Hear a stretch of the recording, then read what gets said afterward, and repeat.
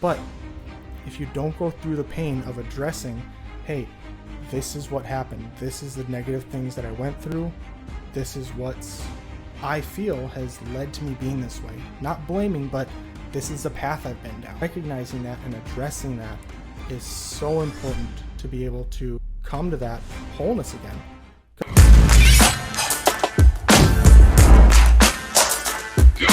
Dads, welcome back to the Dad.Work Podcast. This is Curt Storring, your host and the founder of Dad.Work. I am joined today by Joe Overmoe, and Joe is a jail case manager at the Clay County Correctional Facility. And this is crazy.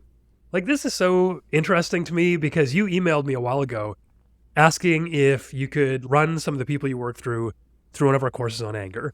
Where did that come from? What was the impetus for reaching out? And maybe just give us an idea of what jail case manager actually means, because we're going to get into anger and the men and women you work with and all this kind of stuff, how it applies to fatherhood.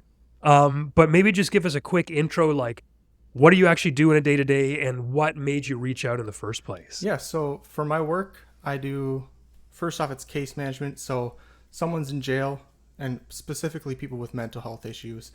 You know, if they don't have housing, they don't have, a job, don't have anything set up for insurance, anything like that, I'm here to help them get that stuff set up so that when they get released, because eventually they will be released, they have a chance of not having to feel like they need to turn back to crime in order to survive and just to get things set up for them. Because if you think about it, getting sent to jail, it's putting your whole life on stop. You don't get to, hey, I'll be back to my job.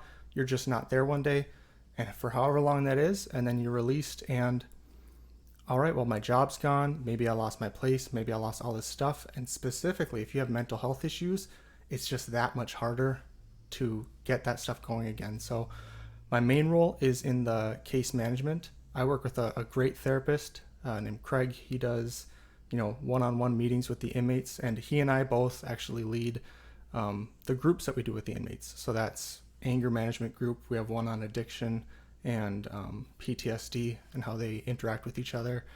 And how I came to your stuff, it was honestly for myself. I was just feeling like I was kind of, drifting along in life. I had, my 2 kids, have a great wife, we have a nice place we live in, but I just felt like I wasn't motivated, and I didn't want to let this stage, just because I know how important this developmental stage is for kids. I didn't want this to just drift by where dad is off in another world mentally, or where he's just, angry all the time. I didn't feel like I've had anger issues in the past. Into adulthood, I felt like I had them under control.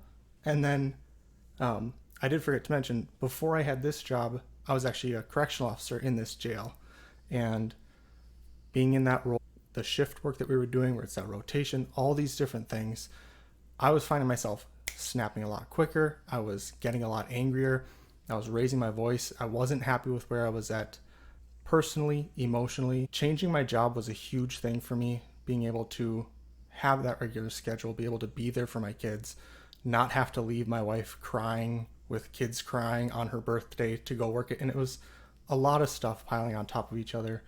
And once I kind of felt like my physical, signals or whatever it was that was causing my anger were calming down with getting a regular sleep schedule, I was still finding that I had a lot of issues. And one day I was, mindlessly scrolling Instagram and came across one of Curt's things. I was like, oh, that's some good stuff. I'm going to take the time to read this, and read through it. I think it was 1 or 2, and I was like, let's just reach out. Let's see what it would be to join the Dad.Work thing. And I remember reaching out to you, and I was like, how much would it cost to be a part of this? And my wife and I both do social worky jobs, and you said your price, and I was like, oh, okay, maybe in the future. But I saw when I was looking through this stuff, I was like, oh, he has an anger group, yell less, lead more. And I was like, I know for a fact that from my time as a corrections officer into my time with this job, a lot of the guys, a lot of the ladies, they're just regular people like you and me who get pushed to that point where they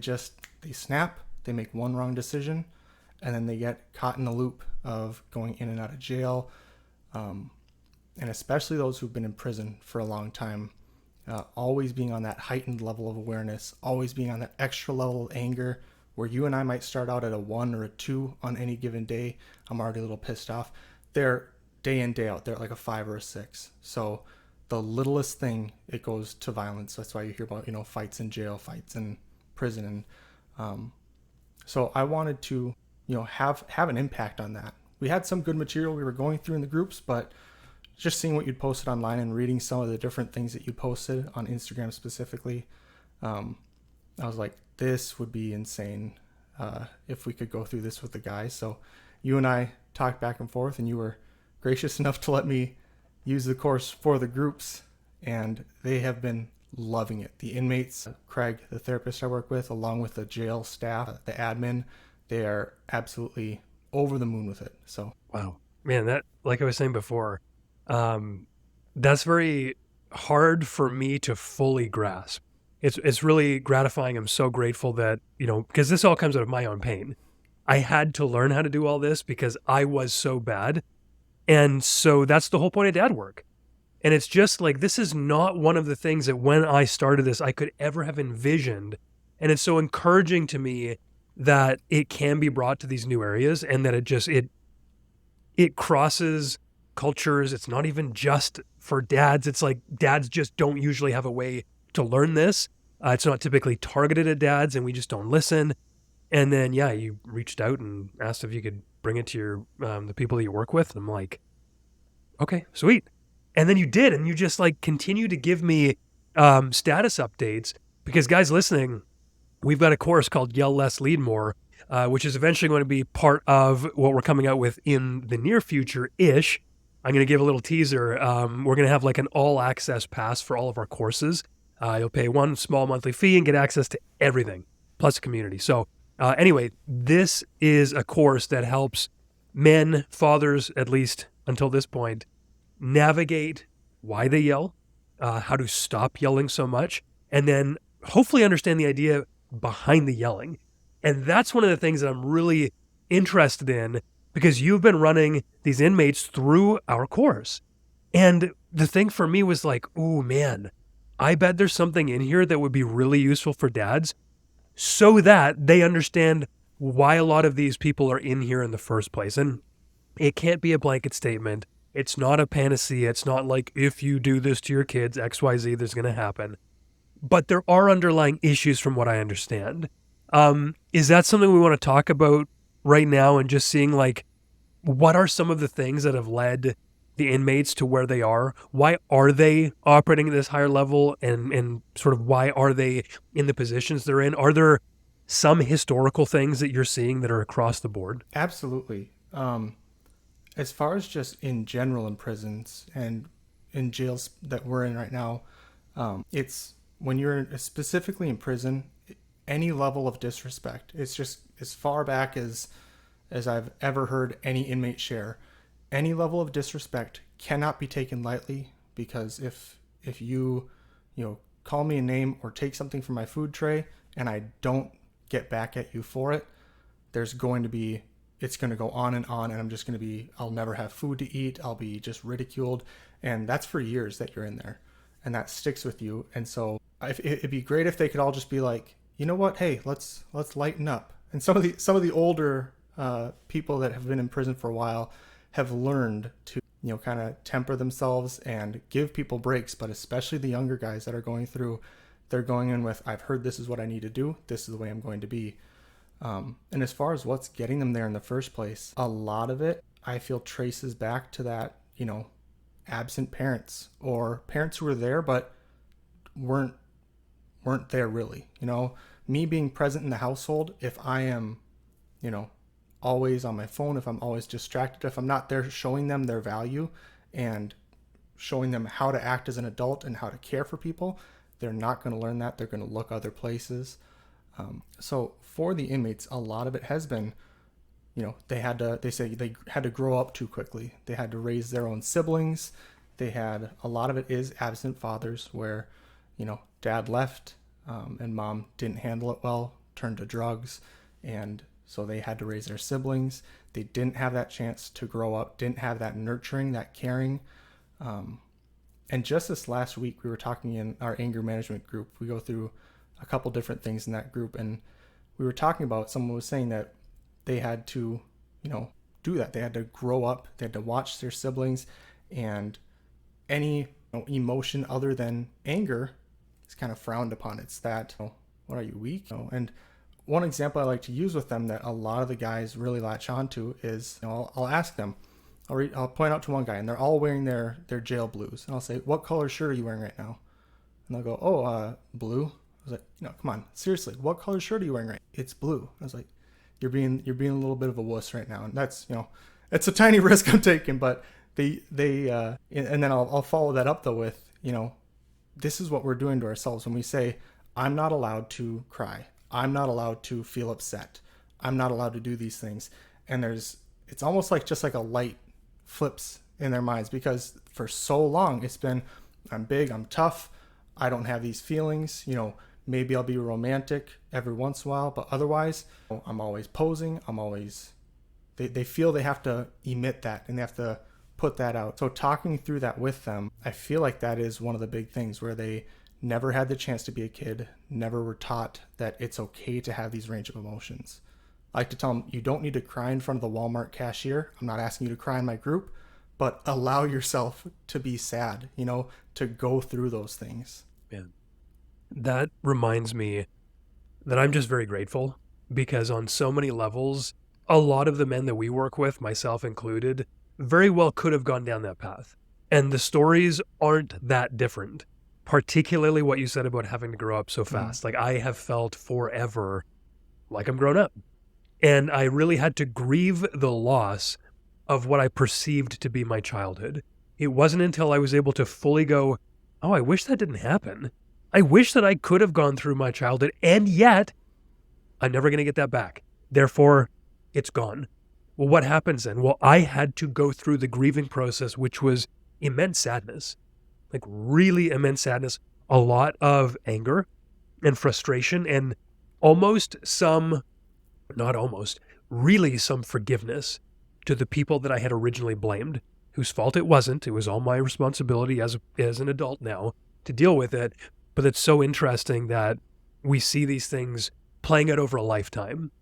And it doesn't need to be this massive overarching trauma, although in many cases it is. Mm-hmm.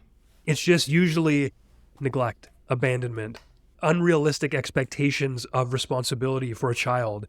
And then I think particularly what I see, and I'm curious if this is what you see as well, like I almost see a child needing to develop an emotional digestive tract. And it takes like the whole childhood to do that. We're seeing from our parents and those around us how to be, how to feel, how to digest the emotion. And A, if our parents don't know how to do that, we'll never learn. But B, if they're gone, then of course we'll never learn. So you grow up into looking like an adult, but you no longer have the tools to digest any emotion that comes up. Because when I'm angry now, I can breathe, I can say my feeling, I can go work out for a minute, and then I can get past it because I know the broader perspective. But before, it would sort of get down there and just get lodged. I'd be like, oh, I'm really angry. I can't do anything about this other than get it out by yelling. So have you seen something like that to be true as well, where there's just like no ability to process the emotion? Yes, and actually, again, it was just this last week. We had a guy that he'd been in and out for a while, and he raised his hand. He's like, Joe, I got to ask you guys, what if I'm always angry? And I said, what do you mean? He's like, when I'm always just mad. I wake up mad. And even when I'm happy, I'm mad. And he said, I'll be laughing, I'll be having a good time, but I'm still mad. And it's part of me being happy. I'll get mad, which will make me happy. And it's that, I don't know if it was, I can't remember exactly how we worded it, but as we were talking through it, the whole group, it was, again, another case where he kind of had to grow up quickly, and he never felt like it was necessarily okay for him to feel hurt, to feel mad. And what do I do when I get uncomfortable? I make a joke. What do I do when I feel, embarrassed? I try to laugh. I try to lighten it. It's that diverting it away, which can be healthy in some cases, but it was for him, and in addition to his just extended period of time in prison where he'd had that heightened sense, it was that kind of that, I'd almost say guilt is how he interpreted it, that I shouldn't be feeling this way, but I'm not supposed to. Something you mentioned about the, how we are passing on these things to our kids. It reminded me, I was watching something just the other day, and this guy was saying that, that figuring out the source of our personal trauma, our personal hurt, isn't looking to blame people. If my parents hurt me in some way because their parents hurt them in some way, sure, I could go down the line. It's not great grandpa was hurt too. I'm not looking to do that. I could, but I'm not going to point blame. It's no longer just on me. Yes, I made my decisions. I can only control myself, but why am I making these decisions? Oh, my parents did this to me, which has led me to be this way. And maybe their parents did it to them, or maybe my parents just screwed up. Because, it's going through this course has just been really, really game changing for me, as well as, everyone that I've spoken to that has gone through it, where it's just that, oh shoot, it is okay. And taking the time to process. It's, again, just been wildly game changing for a lot of people. I'm so glad to hear that, man. And that, what you just said, reminds me a little bit of this idea that it's not your fault what happened to you, but it's now your responsibility to do something with that. And I think that for me was it was a decoupling of the guilt and shame from being able to move forward. I was like, oh, right. So it wasn't my fault. I don't have to feel guilty about being bad or not being a good enough kid or not being lovable. That's somebody else, and I don't need to blame them. I need to forgive and just acknowledge that is true. Sure, whatever. But now I can't use that as an excuse not to do anything. Now the onus is back on me. And some people, I think, having been through a victim mindset for a long time, which maybe keeps them feeling safe, are having a hard time with that. And yet responsibility is the only way out of feeling like that all the time, because then it puts you in the driver's seat and you get to make new decisions. And I think that for me, this idea of starting again is really important. I sort of used this as a mantra for a period of my own growth. It was just oh, I screwed that up, start again. Yeah. Because I would go through shame spirals where I'd screw up and get angry, and then I'd be like, oh no, I'm so bad. They deserve better than this. And it would take a week to get over that. And so I was angry for a while, then I was ashamed, and then I was angry again, and then ashamed. And it would just take up all of my time. So maybe I'll just throw it back to you in case anything came up there, but I'm also curious about the shame spiral and if you've noticed that as well, either in yourself or in the people that you work with. Yeah, I feel in both cases where it's, I screw up, or like we were mentioning before, those other feelings where I shouldn't be feeling this way. And so I'm getting mad and I'm acting out, and then I act a way I'm not proud of. And again, it's that spiral of over and over again. But again, it's been in myself as well as the guys. And something you were mentioning there about, and we're not casting blame, and it's, I'm no longer a victim. I love bringing that up to the guys, because I'm not one to, point out, hey, you're acting like a victim, but changing that mindset of, oh, woe is me, I had a bad childhood. And absolutely, I always tell them, I'm not trying to diminish your guys' suffering. I'm not coming in here to offer you 1, 2, 3, you should have known this. It's so much simpler. Your life is better now. We come in saying, hey, these are things that we've found work for us. We've never been in your shoes, but neither is the guy right next to you. And so, I use a lot of analogies in my work because that's just how I understand it. And I feel the guys catch along with it as well. But along the lines of that, not casting blame, but identifying kind of what's causing this. Working out. If I want to get fit, I don't just want to sit here rotting away, always hurting, always sore. I need to start working out. And if I want to work out effectively, I need to, check, all right, where do I need work? If I'm running a certain way and it's hurting, I need to identify what I'm doing that's hurting me.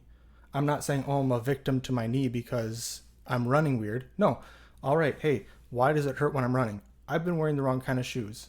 Okay, I should change these shoes. And the same way with identifying, what's causing my anger? Why am I acting out like this? I'm not looking to point fingers or to say I'm a victim here. What's great about taking responsibility, yes, you have additional work to do, but I'm no longer sitting here. I'm just getting pushed around. It wasn't my fault. I didn't try it. I don't have to take, I feel like I'm kind of excused of the blame there, but when I can choose to, you know what? Yes, I screwed up. I made a mistake and I'm going to identify what I did and change and improve myself from here. I have the option then to actually take control and improve myself instead of just, I hope someone pushes me in the right direction. I hope I end up, wealthy later on because of something. So, Man, yeah, that's a really good point. And one of the things you said there reminded me that I think many of us in this modern day and age, which is so divorced from, I'll say wisdom, generational wisdom from people who just, of course that's how you live. Of course that's why that happens. There's just an understanding. We've been talking about this in the podcast a little bit about multi-generational family visions. And so many of us are starting out on our own islands, separate from our parents' wisdom. Our parents' generation was separate from their parents. And then so far, a few generations ago, something must have happened. But what that does is it really isolates us in a way that we are not aware of the very basic parts of being human, which I think in this particular case means actions have consequences. And I don't just mean very personally when you make a decision, but if you were neglected as a child, it is very likely that whatever, you're going to be angry, you're going to be upset, you're going to be identity seeking, you're going to be thrill seeking, whatever that thing is, obviously, right? Like you're missing something that was so crucial to your development. You're going to try and fill that in with something. And it's not your fault that you're ignorant to that because nobody told you. And that's what I had to understand. I didn't realize that, man, I don't have any of these skills. Nobody taught me any of these things. Nobody gave me any template. I didn't see it from my dad. I didn't know that it made sense that I was angry. And someone once told me, hey, having a boundary crossed is a very obvious reason why you'd be angry. Like, of course. I was like, wait, what? Like, I can not, I'm using air quotes here, justify my anger by going, oh, that's right that didn't feel good. I thought I was just an idiot or I was just bad. And the same sort of thing, it makes sense that it would come out poorly if you've never been taught the emotional digestive tract. Mm-hmm. And so that's not to excuse the behavior. It's to go bro, duh. Of course. And you shouldn't feel then worse than everybody around you going, I bet these guys know exactly what to do. And nobody else is acting like this. Nobody else is an idiot like me. And that's what I would do internally. And so I think it's just so good to be like, guys listening or whoever else, if you had a crappy childhood, you're probably going to have some work to do. And that's okay. Because I'm, at the very least, Dad.Work is just a hopeful story because I was able to do this work. And that's just what we can all hope to do. And so let me just see if there's anything that you want to add to that before I jump into the next sort of what's been impactful of the course for everyone. Yeah, the biggest thing for, you're talking about, I should have known that, I should have known this. It's, again, something I'll share with the inmates, whether it's at the start of group or any point through it. Not all knowledge is shared. And specifically, Curt, do you know everything about your car that you drive? Absolutely not. Okay, so you couldn't take it apart and put it back together? No. Okay. But you're still able to live your life. There are Correct. people who know how to take apart that car, put it together. They could replace parts of it with a tin can. You're not a fool for not knowing that stuff. You've specialized in other areas. I certainly wouldn't look at you and say you're stupid. I would never look at you and say this guy's, useless in the world. I can't know everything. You can't know everything. There's going to be things that, when they get revealed to us, of course I should have known that. But you can't see everything. And again, it's not an excuse, but I'm going to give myself a break. I can't do everything. I can learn it, but I'm not going to know everything. Just because my dad knew how to do this, just because maybe even everyone else in the room knew how to do this, doesn't mean I needed to. It's just my job to learn it. If I need to learn it, I can do that. That's really well said. That's definitely something that I need to hear personally because I do take, I won't say pride, that's not the right thing, but I do like to be good at a lot of things. Mm-hmm. And I often have to temper myself when I don't know to just go, oh yeah, I don't know. Instead of what I see a lot of people doing. And I would do this earlier on, like in grade school. If someone said, oh, you don't know that? I'd be like, oh yeah, no, of course I do. Like, I just didn't hear the question. Like, oh, of course, because I wasn't feeling as safe then. Nowadays, it's taken a lot of work, but I'm more comfortable saying, no, I don't know that. Like, what do you mean? And even if it is like you said, well, everyone knows this. I'm like, well, I don't. But that's taken specific work, like really specific work, because the alternate of that is that if I say I don't know it, I believe that you're going to see me as less than or see me as other outside of the community where I would feel safe. And so it's more important for me to feel safe as part of a group than it is for me to be honest with you about my shortcomings. And I think that's a fair trade-off if you don't know the importance or the difference of integrity and honesty outside of, or even your own personal value. Like, dude, I took so long, I'm still learning it, to understand that I have value as me imperfectly as I am. Mm-hmm. I thought for the longest time, being a perfectionist, that I had to perform. I had to carry the weight of the world, everybody's emotions around me. That was now on me. And guess what? My upbringing means that I can handle that for a long time, way longer than a lot of other people, but not indefinitely. Mm-hmm. And so even recently, I've noticed the crumbling happening in my life because I've been trying to put on stuff that's not mine. And so my work right now is very much about this, which is I'm okay being me. And that's tough, man. Absolutely. I don't know if there's anything to add. It's not easy, especially when, who's always in your head? Who's always talking to you? Yeah. If I say, Curt, that's a fantastic shirt, I'm not going to put this on you, but for me, someone says something, Joe, I love this shirt. My first thought is, okay, but, it's that questioning things. Yes. You were talking about, not knowing everything, but wanting to appear as though I do, or, yeah, I may know it, but one of my favorite examples we use in group is I'll go up to the whiteboard and I'll just draw, whatever you call this shape. You could say it's a T, whatever. I'll ask around the group, all right, guys, what did I just draw on the board? Oh, it's a T. Oh, it's a plus sign. It's a cross. It's whatever they want to, they can go on crosshairs. And I'll go, any of those answers could be true. I didn't tell you what it was, and maybe I don't know. If I drew it up there and I meant it to be a plus sign, okay, it's a plus sign, but the person sitting next to you may never have done math class. They may see it as, oh, it's a cross. Obviously, it's a cross. I never would have thought of it as a cross. And maybe he's entirely wrong, but maybe he's seeing something I'm not.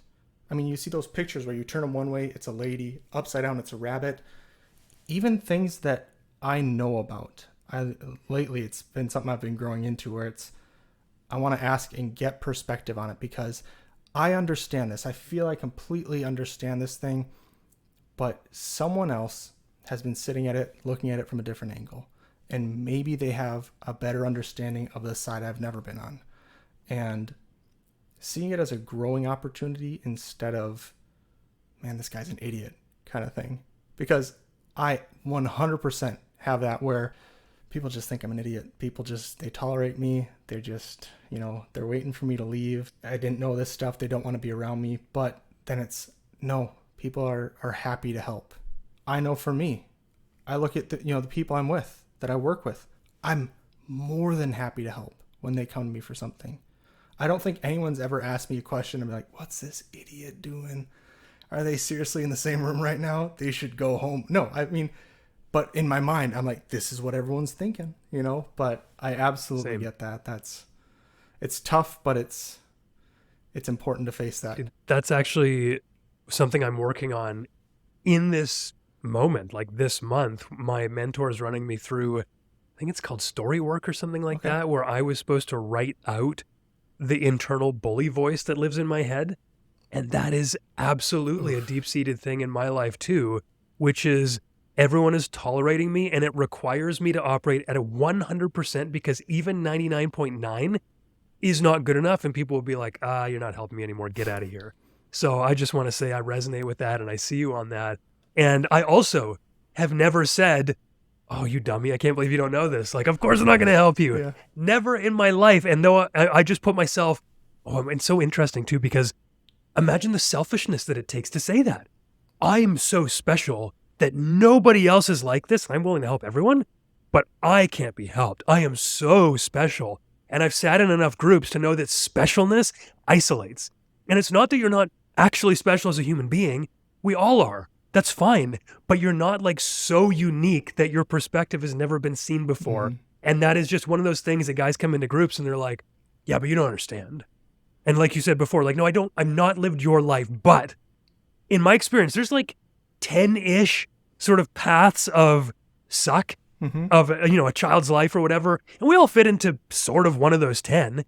And anyway, yeah, I just want to tell the guys listening, like, you're not so unique, and that's a good thing. It's Walmart. If I've been to Walmart in my town, if there's a Walmart in your town, if I go there, it may be a slightly different layout. There's a couple different layouts they do, but I can find the chips. Just because they laid yours out differently, it's brand new and it had a lot of, all these other things, I can still find the things that are still going to be there. But it's kind of that acknowledging that, hey, that sucks. I'm sorry you went through that, but this can still be true, One big thing before I just wanted to mention before moving on here is with accepting that positive feedback from people and accepting, it's something I just last night was texting someone I was struggling with, but it's a saying I heard from somewhere. If I give you a compliment, and you have difficulty accepting it, he says, I'm going to give you these flowers. You can choose to water them or not. I can give you a compliment. I mean it.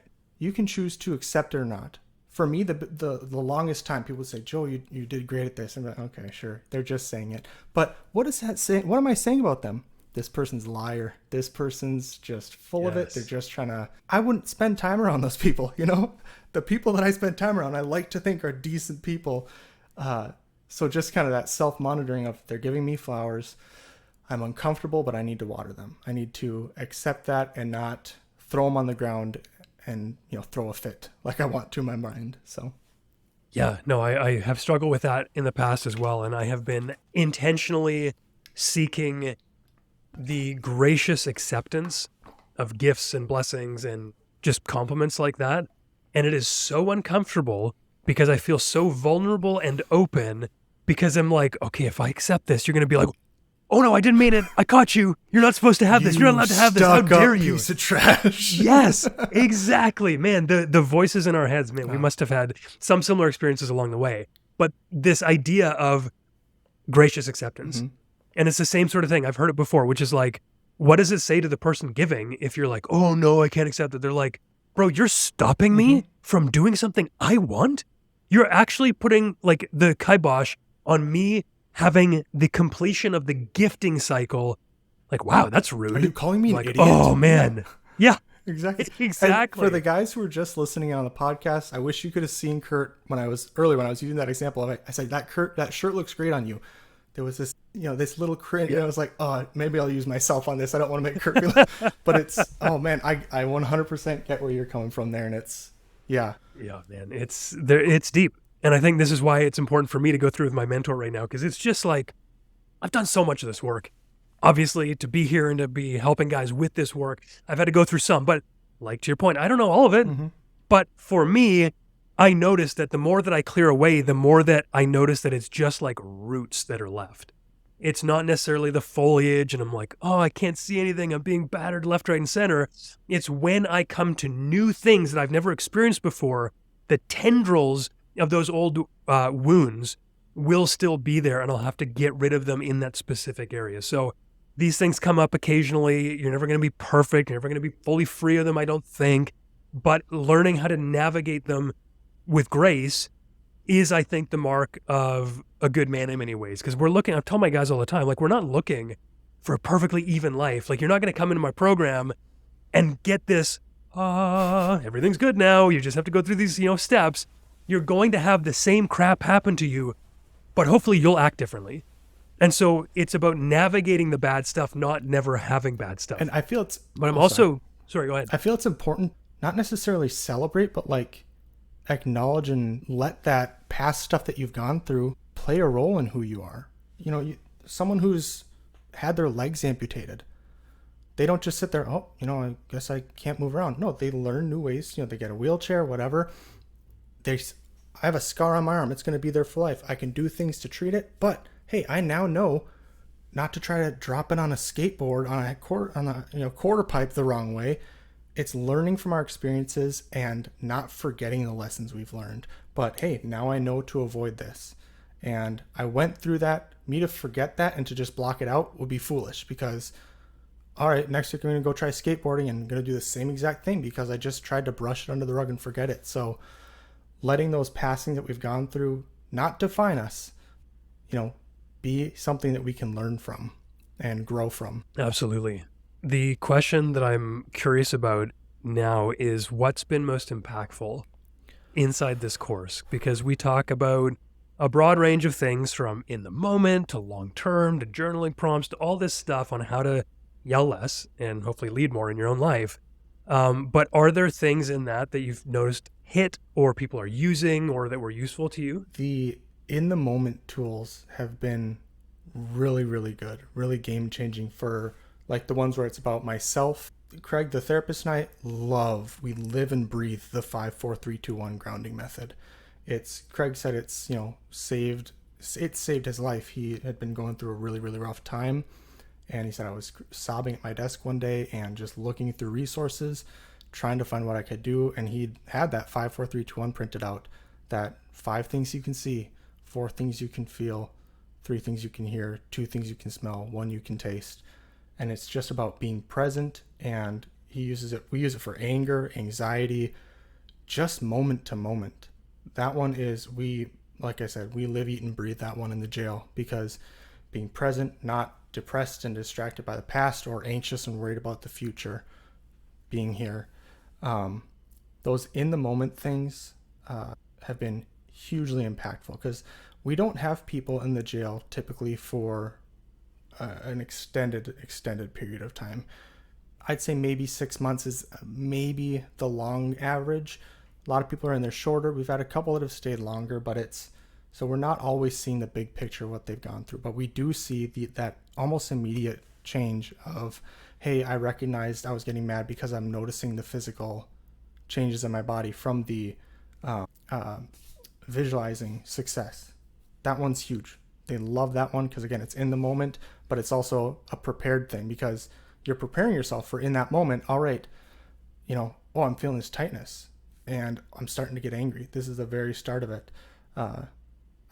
One day I was doing it in the office just at the start of the day, and I was sitting at my computer. Craig was sitting on his computer. I just, holy crap, Craig. He's like, what's going on? I was like, my throat tightens up. He's like, what? I was like, when I'm angry, I didn't recognize this, but through doing this thing, my throat tightens up. It makes it hard for me to breathe. And obviously I don't like feeling that way. And when I recognize that, it's that flashing red light. It's that trigger for me to, all right, I need to either leave the room, take a deep breath, slow myself down.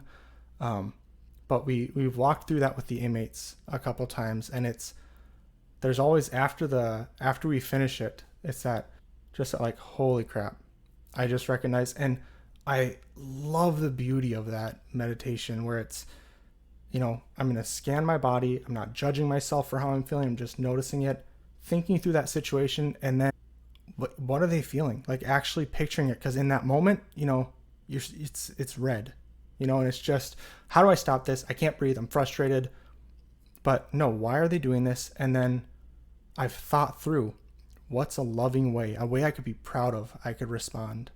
And each time I feel like I'm almost brought to tears where it's like, gosh, I want that for them so badly. Yes, my kids, there's times when I'm just at my wit's end with them. There's times when, they've done something at school or at daycare and it's, why, but they're, that overarching is just, I just want them to feel safe and loved and being able to come through myself. My relationship with my daughter has changed entirely since I started doing this course, where before Dad was, and it still is where I'm somewhat of the disciplinarian and Mom's more of the tender person, but it's come to the point where she'll get frustrated and she'll come to me for a hug because she knows Dad is there to sit, hug me, and talk through, okay, it seems like you're this way. It's, you seem, that looks like it would really be hurtful, or you seem really frustrated. I get that. Let's talk through it. So that's been really big. The in the moment things are huge.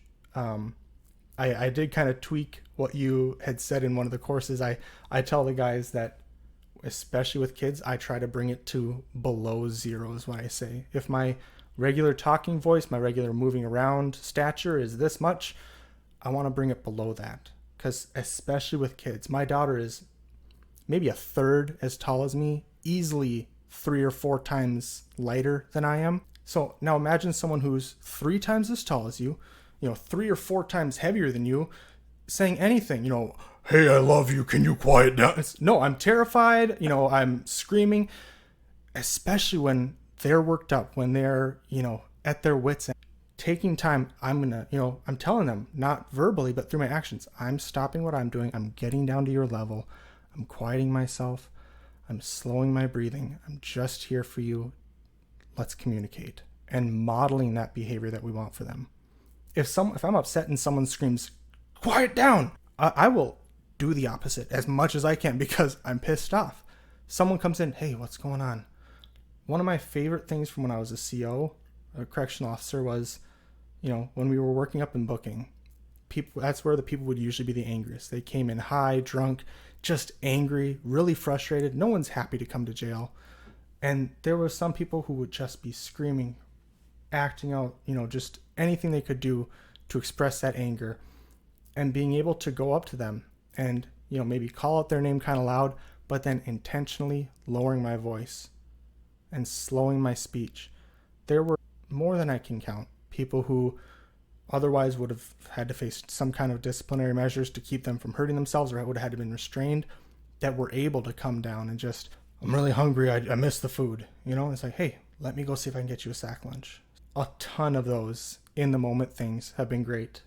Also, the I think it's module 9 where you're getting to the root of the problem. Even just explaining that to the people that we've given you crutches, which are very important, but you do need to heal the wound. Just this last Sunday, my pastor was sharing a story about in football when he was in high school. He thought he had dislocated his finger. Coach tried to reset it. A couple days later, it was still hurting. You'd make a fist and it was off to the side. Had to go to the doctor. The doctor had to re-break that bone. And absolutely that was horrible. I'm sure I got, lightheaded thinking about it. But if you don't go through the pain of addressing, hey, this is what happened. This is the negative things that I went through. This is what's, I feel has led to me being this way. Not blaming, but this is a path I've been down. Recognizing that and addressing that is so important to be able to come to that wholeness again. Because if I try and ignore those pieces back there, because they are pieces of me, they're part of who made me, I'm not going to make a whole. If I don't have every single broken piece to put back together, there's going to be pieces missing. So bringing all those broken pieces together and finding some way, to be made whole, you're doing next level stuff here. The stuff that we've been going through with your work is just life altering for quite a few people. So, man, thank you. That's not why I asked the question, just so you guys know. But I did want to hear what was most useful so that you guys in the audience can hopefully take that. But man, I do appreciate you saying that. I think it's good stuff, and it's really important to hear that it's also helpful for other people who are not me. And that's just wonderful. And I think a couple things that I just want to touch on what you said. There's a couple tactical things, and then that final piece about sort of healing in 2 steps. But the couple of tactical things is, if you do not have a quiet time, if you do not have a time when you sit and notice your body, if you don't take 5 or 10 deep breaths every morning when you wake up and just feel what you feel, if you don't work out regularly, if you don't go for walks regularly, if you're constantly distracted on your phone or thinking about stuff, you're never going to feel the physiological sensations that are key markers of the crescendo to anger. And this was a game changer for me when I slowed down and I built in quiet time into my day, and I started noticing, what do I feel like right now? Oh, there's some anxiety. Well, how do I know that? How do you know when you feel anything? Well, there's a physical sensation almost all the time. For anxiety, it's like my heart gets a little bit tense. It gets a little bit racy. It comes up in my throat. My body almost vibrates a little bit. And for anger, like you were saying, the throat closes or my fists clench, or I feel almost like flames rushing up my abdomen to my throat. All of those things can let you know before it's too late what you feel. And so for me, I used to not be able to tell I was angry until I was already at a 9 out of 10. And by that point, you have to be really, really good at doing the in-the-moment crutches, as you said.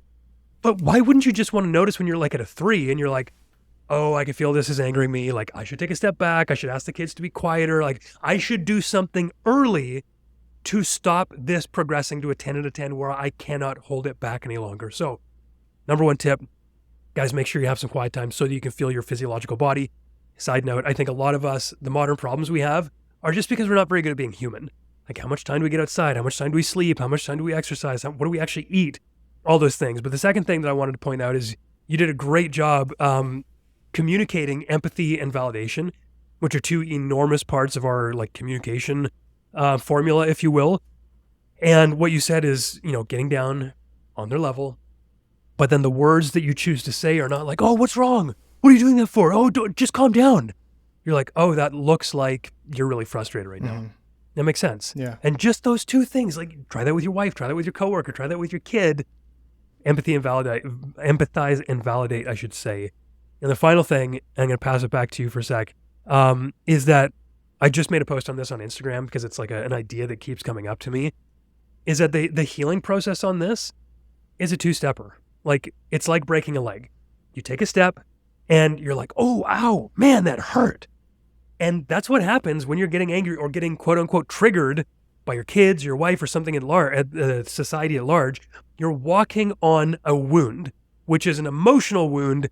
And you're like, ouch, that hurt. And so just like having a broken leg, what's the first thing you do? Get off of it. Stop walking on it. Get some crutches.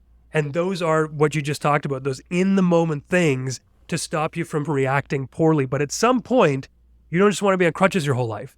And the emotional side of thing, time and maturity can indeed help a little bit. But I have found that there's often that deeper surgical need to go in there and figure it out.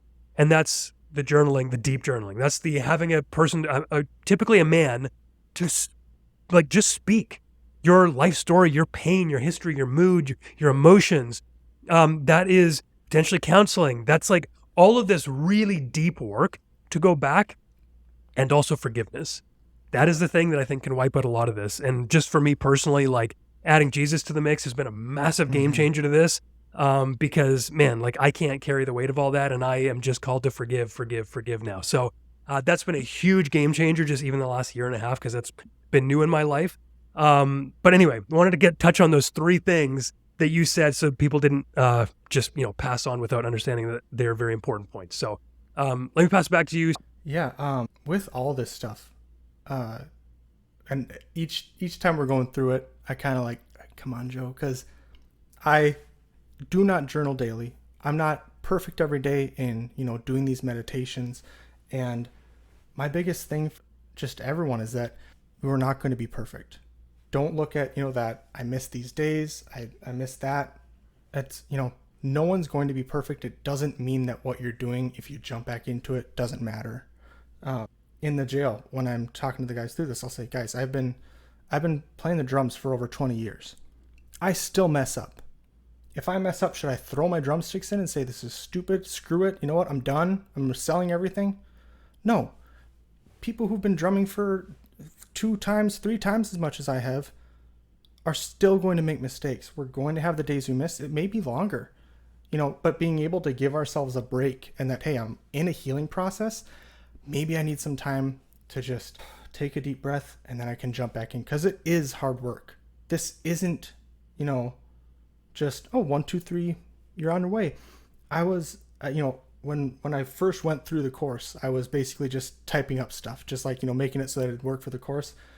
I've been taking the time to go through, slowly read it, do the journaling prompts. And just yesterday, I was crying. I was talking to my wife, and I was like, I want to say it was module 2 or module 3. And I was like, it was the question, what's something that you haven't told your spouse? And when I was filling it out, I was like, at my son's appointment, I was just, sitting in a waiting room. I was like, am I getting sad right now?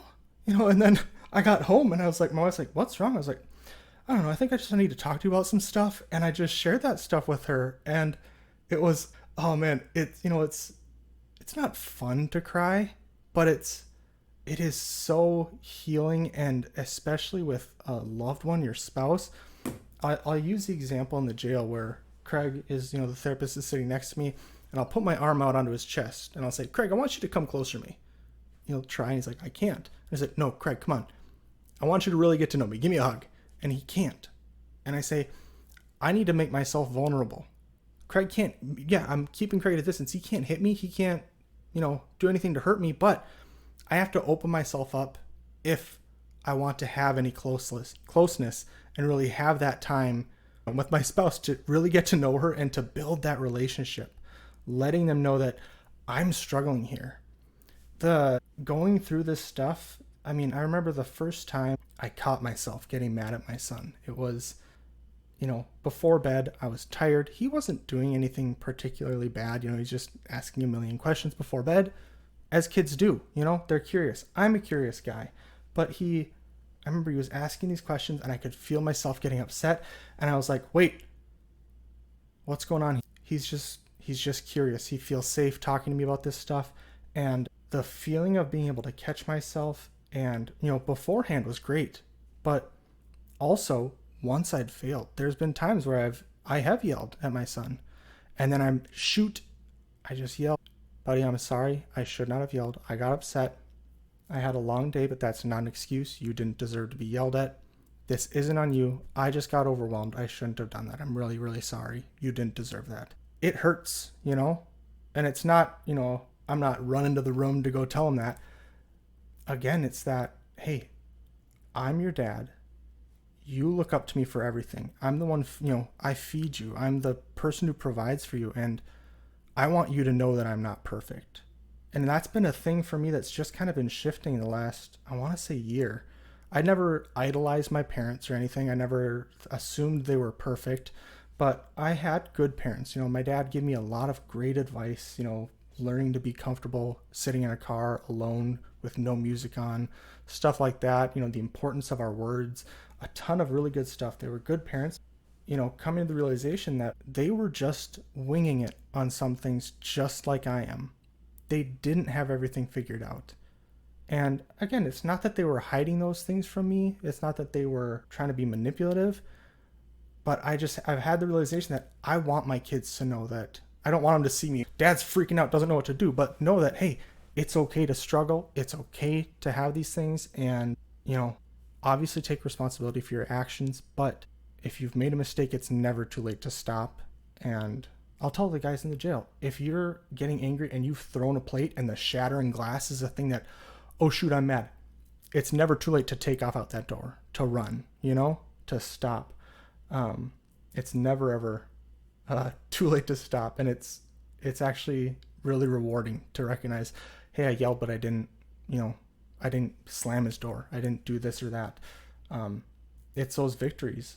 One other thing that I actually want to challenge you, Curt, on, you mentioned about your anger getting up to a 9 or a 10.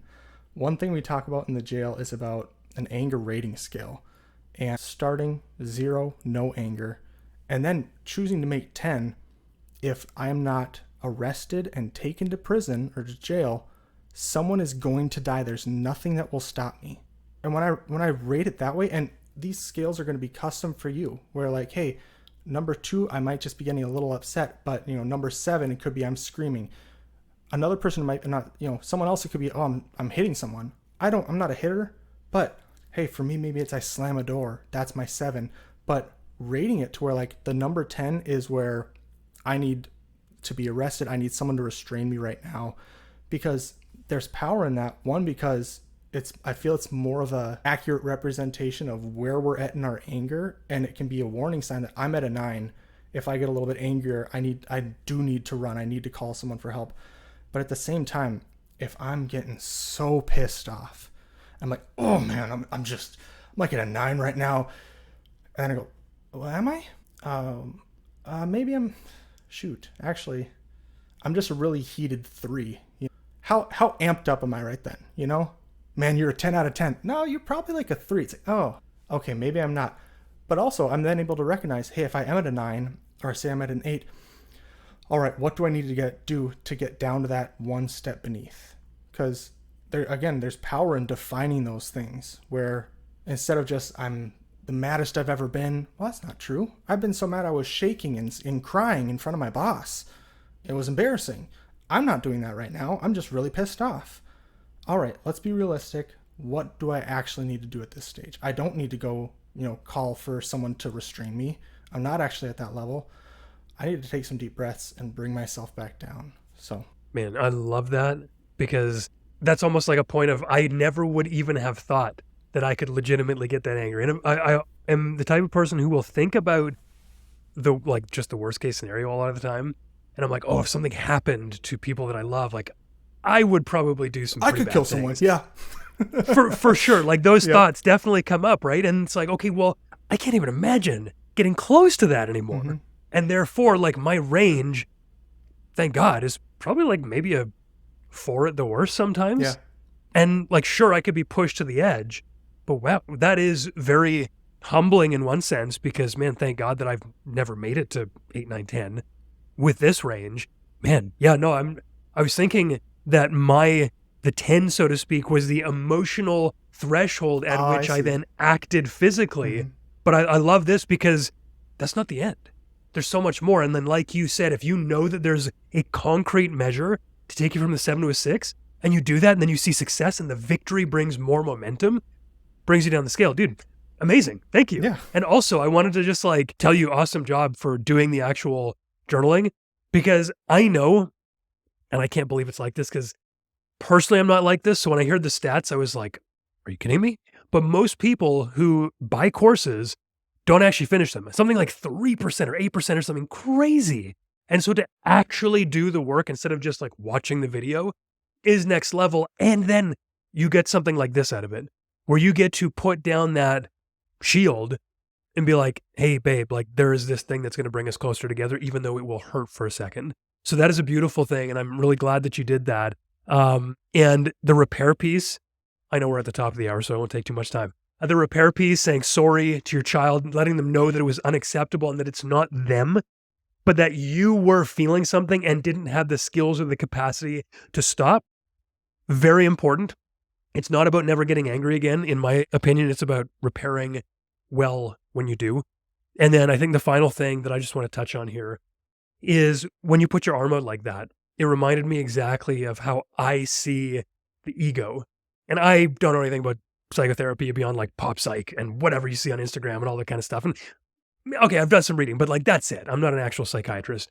But when I think about the ego, I think about like the first act of self-love, in a sense, that your body tries doing or your brain tries doing to you, which is it keeps you apart from the pain that is likely to make you feel on the verge of death as a child. So for example, if when I'm 2 or 3 and my dad leaves and my mom's really upset or sad or whatever, I need to put up some boundaries that keep me hidden from the real world in a sense so that I can navigate it, because it seems too scary to be actually in reality. And what I see happen here, and the reason I'm talking about this is because of that analogy that you said with the hand stopping you from getting any closer, is I saw my own version of that. I call this ego like a self-defense mechanism. I saw my own version of that as though I had a carpenter living in my head. And he was like a carpenter who designed sets for plays and theater productions. And he's working in this back, like the burgundy drape is drawn. There's like dust in the air. It's dark. And he's frantically cutting out a version of my face out of plywood though. And he's putting it out there for the world to see. So I've got a mask a foot away from my actual face that when the world comes at me and those bad things that I'm scared of actually come toward me, they hit the mask first and they don't hurt. And the ego is like, oh, thank goodness. But I realized one day in a hotel room in Spokane, Washington, it was like very specific. I was like, oh no, that means I'm also not letting the good stuff in. And if I want to love, I need to be willing to be hurt. And that was a game-changing moment for me where I was able to, slowly but surely over the last, I think 5 or 6 years now, release the ego carpenter from doing his work so that I could bear my own face into the storm of the world and know that if I got hurt, I wasn't going to die. If I got hurt, I could navigate it now as a grown man. But also, man, I get to feel love now. I get to really connect with my wife and kids. So that just came to mind. I think that's a cool way to look at it. So anyway, we're a few minutes past the top of the hour. Do you want to close us out with anything, any final thoughts? Because this has been so much more than I've hoped for. Dude. So thank you. Let me see if there's anything do you want to sort of leave us with? Absolutely. Thank you again. It's been amazing to be able to go through this stuff personally, as well as with the men and women in our jail, seeing the changes in their lives and seeing them, come to terms with those things that, hey, this isn't, I'm not just a bad person. I'm not a freak for having this anger. It's, it's expected from what I've been through. I can choose to grow from this. It's no longer I'm a victim, because with the victim mentality, it's again, if I'm a victim, if you're coming at me and you're swinging at me, I'm fine if I'd be okay trying to hurt you. I can justify it. But then later on, shoot, I took a swing at Curt. Why did I do that? Being able to take that, you know what, I'm going to take responsibility for this. I'm not going to be a victim. I recognize I've had problems all right, I can think reasonably now. I can think levelly, and I don't need to be looking at that from I'm always on my back trying to push things away. One other thing about being open to being hurt is it's not attractive. It's not an attractive proposition that, hey, why don't you let yourself get hurt? Why don't you, come on, buddy, let me insult you. No one wants that, but I think of it as, how did you discover what your favorite food is? By eating it? Yeah, but did you discover it right away? No. Yeah, you had to try some things you probably didn't like. It didn't kill you. Opening ourselves up to people, we're going to find there are some people who have their own defenses up, and you being vulnerable scares them, so they're going to lash out at you. But if you look at it as I'm just finding whether it's, the people I don't want to be around, or, opening myself up to those people who are going to be genuine and open with me. It's not death. I'm just trying different foods.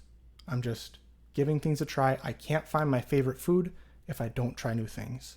So being willing to open that door and open yourself up to that, to where, yes, there's a chance I can get hurt, but I'm never going to find something deeper, something greater, if I keep my arms up.